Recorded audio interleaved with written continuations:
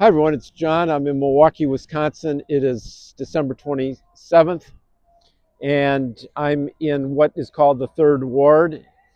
It's a rather uppity, more of a upper class destination. Across the street is called the Public Market. It's a kind of a nice place. I wanted to talk a little bit about what has happened in Kyiv last night. It's again a terrible situation. Uh, what has happened, and I got some notes, my transcripts, so I'm going to refresh my memory and refer to them. But this public market has stalls inside it, very elaborate, sort of very well made stalls where people can buy all sorts of foods, coffee. You have a place for ice cream and candy. They have a seafood section. They have a cookie section, and they got a salad section, and sections where you can order food that is made of meats and hot meats and cheese and all sorts of interesting things. And maybe I'll go in there one of these days, but not today because I'm heading down by the river. Of course, I'm kind of stuck.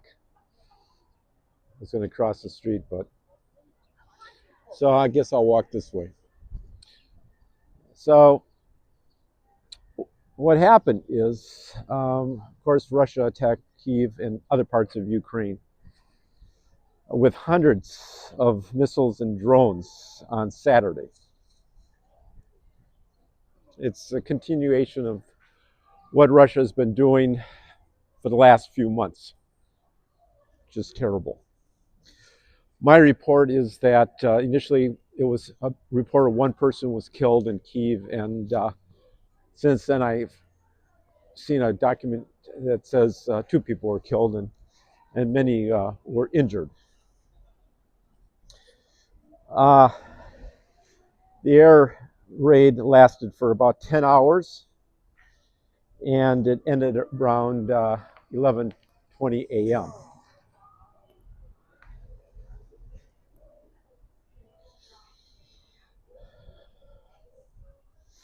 46 people were wounded, including two children.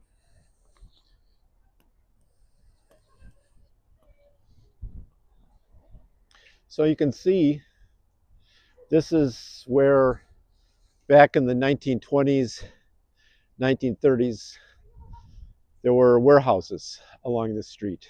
Warehouses from all sorts of different businesses. Warehouses where it was wholesale foods like fruit and vegetables and many different products. And also, at the turn of the century, Milwaukee was like an engineering hub of the Midwest. It was even bigger than Chicago. All the top-notch engineers came and worked out of the buildings here. And about 20 years ago, 25 years ago, they started to turn this area into a tourist, upscaled restaurants, boutiques, and it's very nice. And they've really done a great job of what this area once looked like and now how it looks like. But I'm heading down to the river. Hopefully I'll be able to get down there sooner or later. So I'm going to show you what is the Milwaukee River. So as a result of the strikes, the temperature is about 0 Celsius, which is about 32 degrees Fahrenheit. And so it's cold. As a result, water, electricity, and heating, again, has been knocked out.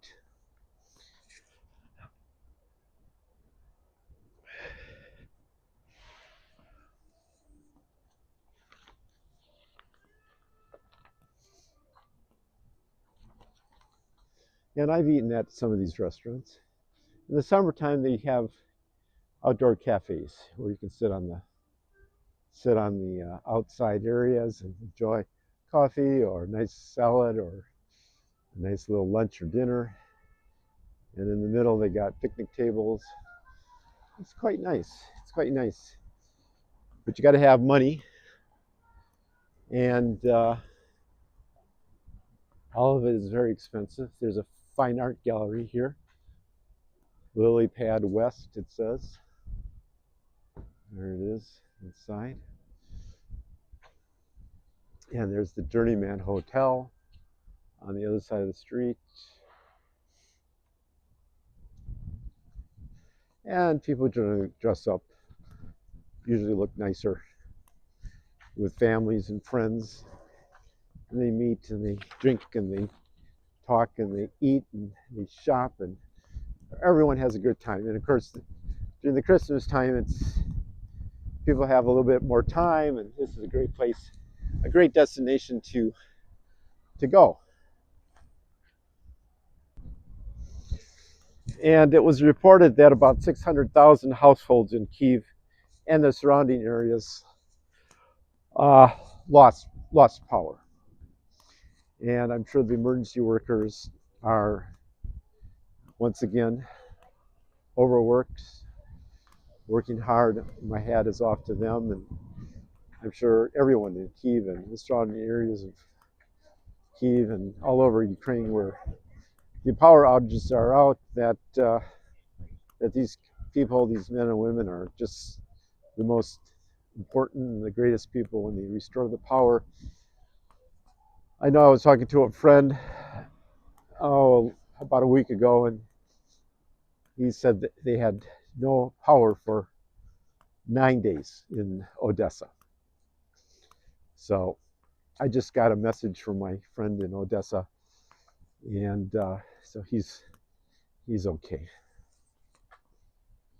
So over across the way here, you can see there's a theater. Let's see, there it is, the theater. And they have musicals here. I've been to at least one musical. I was surprised that the lead singer of the opera was a popular, not the typical old fashioned classical opera, but more modern. Was probably, I bet he was 14 years old, and he was very good, very good. So I wanted to mention a couple other things. Everyone kind of remembered about the whole fiasco about the F-16s when Ukraine needed the F-16s long ago. When the war started, they wanted the F-16s, but everyone said it would take forever for the pilots to train on the F-16s, and they just held off. They wouldn't give Ukraine the F-16s. It wasn't until 2023 when they finally agreed that they would provide the F-16s to Ukraine. It was Netherlands, Denmark, countries like that. The United States provided training in the United States for the pilots, it was reported. Now you can see the Christmas tree. Now it's daytime, it's overcast, probably a lot like Kyiv, and the temperature is not much warmer than in Kyiv, but isn't that a beautiful Christmas tree? That's a very nice Christmas tree. And this tree is brought in, it's cut down, and it's bought specifically for this location. And of course, there's many different shops around. You can see, and it's a park. It's a park. And I was mentioning yesterday how Milwaukee has all these artwork projects along the streets of Wisconsin Avenue. Well, they're really all over the place, all over Milwaukee, where you surprisingly find kind of interesting, unique, thought-provoking conversation pieces. You can see more of the park. And here's one. You can see that. See the blue You know what that is, right? Let me get a little bit closer. I'll go up a little closer.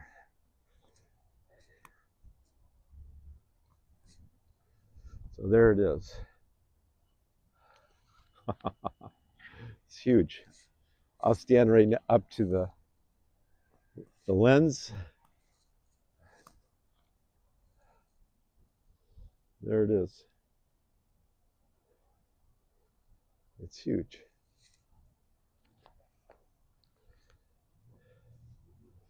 And the river's right over there. Right over there. And that's where we're going. Well, eventually, Ukraine did get their F-16s. And it was interesting because the first flight of an F-16 was in Kyiv. No, excuse me, it was in Odessa. It was in Odessa, of all places. And it was in, I believe, July, or it could have been August. I think it was July of 2024.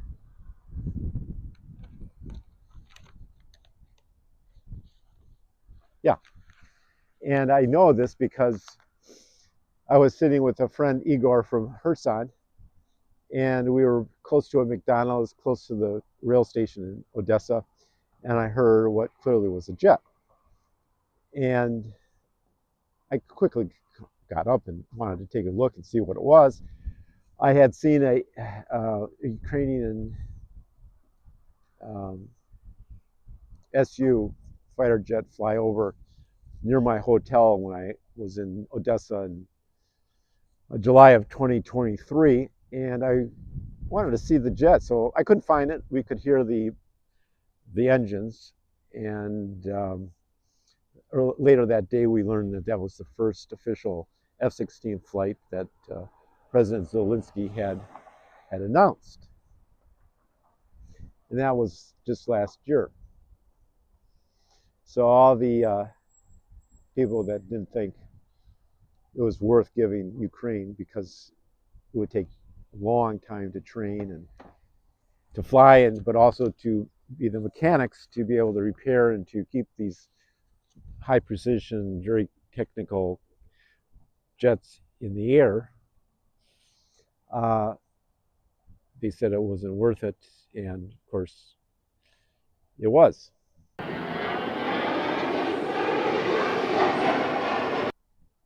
You can see the blue glasses. So I want everyone to see the bridge. Maybe you can see it from here. The harbor bridge. You know, it's over my head a little bit there. That's a harbor bridge. Maybe we'll get a better look at it when we cross the street. There's something called the River Walk in Milwaukee. And I might as well go down closer to the river and take you down where the river is. And we'll walk the river walk. So it was reported that Ukraine received more F-16s in March of this year. And also in May. The United States finally gave the remainder of the uncommissioned F-16s that it had to Ukraine. So that's good. That's good news. Very good news. It only, one has to think, if it had happened earlier, they had approved the F-16s to Ukraine, they could have gotten the jets even quicker. So here is the river. That's the Milwaukee River. It's not like the Dnieper River. Dnieper River runs through Kyiv. It's so wide, it was huge. Probably like the Mississippi River, which, by the way, the Mississippi River runs on the along the western border of Wisconsin, from north to south, and goes all the way down to the Gulf of Mexico. The Gulf of Mexico. And let's see, I'm going to cross the river, or across the street to the river if I can. I may not be able to. Okay, I'm going to go right now. And you'll be able to see the other side of the river.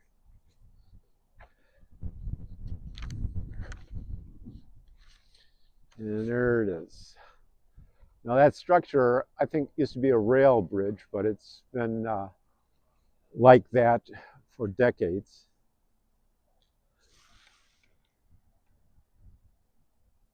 So let's walk down down the river.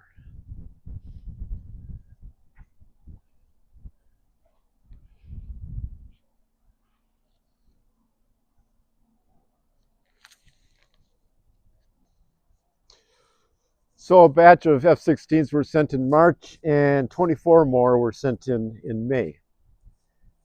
And of course, Ukraine has lost some of those since the war.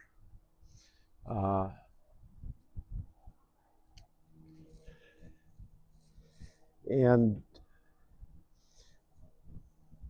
it should be also noted that Ukraine and Sweden have begun preparation for Ukraine pilots and technicians to train on the Saab JAS-39 Gripen.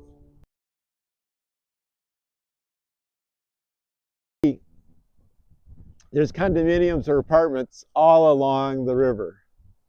These are relatively new. I'm sure they're very pricey. You can see they're amazing.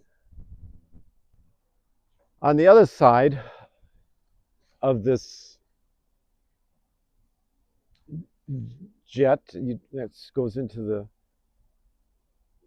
river, you can see there's railroad tracks, or maybe not railroad tracks, but there's railroad crossing warning signs. Now they're not blinking, and it's pretty cool because they're not really, they're from years ago when maybe there was a rail line that came through here, or they maybe just decided to dig them out from one place and transplant them here. It's kind of a touristy place, but it's kind of cool, kind of nice. And we're going to continue walking. Yesterday, I showed you the clock building. Milwaukee has this thing about clocks, and there are two four-sided clocks over there. One is from the old Allen Bradley. It was said that it was the largest four-sided clock in America. And then there's another one a little bit further that's smaller that has electronic lights that shows the temperature. It's 41 degrees Fahrenheit.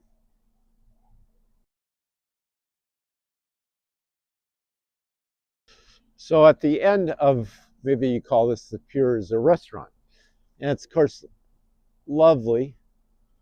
Lovely in the summertime. People can enjoy one another, conversation, parties, family, drinks, food. Right down by the lake, and it's warm. It's very nice. It's not like in December 27th, but it's pretty spectacular. Yeah, the umbrellas, really nice. And of course, now we're going to show you the Harbor Bridge up close. And first, as I turn, you'll see the Menominee Valley, or the Menominee River, I should say. There's the Menominee Valley, but the Menominee River, there it is. You can kind of see it. And Right in front of me and now behind me, that is the Harbor Bridge. That is the Harbor Bridge. And there's another piece of art.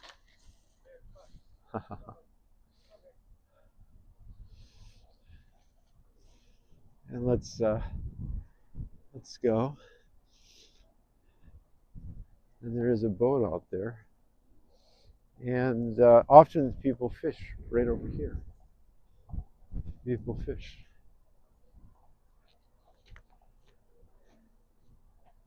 There's a boat. And this is bordering what we call Summerfest. It's every year since 1968, 69. I was just a kid. They have musical acts and food and all sorts of things. It's on right over there. And then, of course, you can see more of the bridge. Isn't that amazing?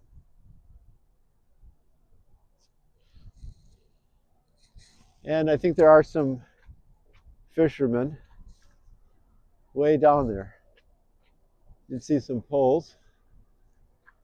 And maybe you can see the clock better now.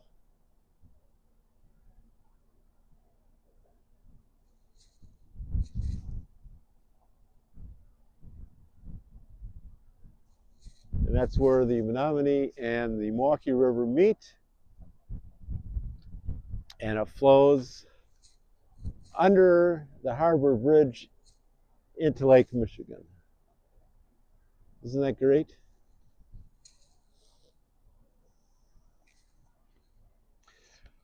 So there will come a time when the war will end, and it will be nothing but a forgotten, horrible thing. But some things won't be forgotten, and they will be making us stronger. And we will remember. We will remember our friends, and we will remember our enemies, and we will remember what side people took and what was on the line and the importance of this. You can see downtown, where maybe I'll take you a little bit later, another day, where there's some tall buildings.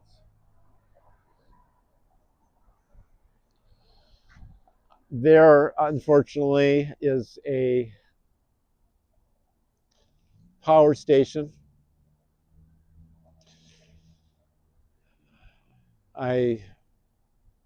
It's terrible what has happened. It's terrible. I feel terrible about the power outages. I feel terrible that Trump isn't leveraging all the success that Ukraine has had for nearly 4 years and hasn't taken into consideration the absolute evil acts that Putin and others of Russia have taken, from kidnapping children, destroying buildings. And let's remember that taking children and taking them to North Korea or into Russia to retrain them is genocide. It's an act that is intended to change the culture of these Ukrainian children, which they have no power to fight against. Some do, but most are going to have a hard time. We need to bring these children back. War reparations, criminal prosecutions in The Hague.